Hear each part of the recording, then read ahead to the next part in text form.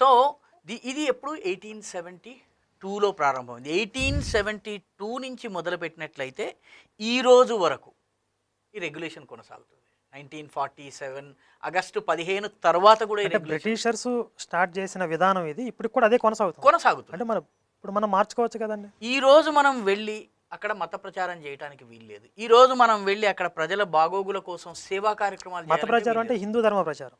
హిందూ ధర్మ ప్రచారం కానివ్వచ్చు, లేకపోతే మీ సొంత ధర్మం ఏదైతే ఉందో దాన్ని కాపాడుకోండి అని చెప్పేటటువంటి వీలు కూడా మనకి లేదు. మీరు నాగాల పద్ధతి ఏదైతే ఉందో ఆ పద్ధతి ప్రకారం జీవించండి, అంటే వాళ్ళు గిరిజన గిరిజన సంప్రదాయం ప్రకారం జీవించండి అని చెప్పే అధికారం మనకి లేదు. మనం వెళ్ళలేము.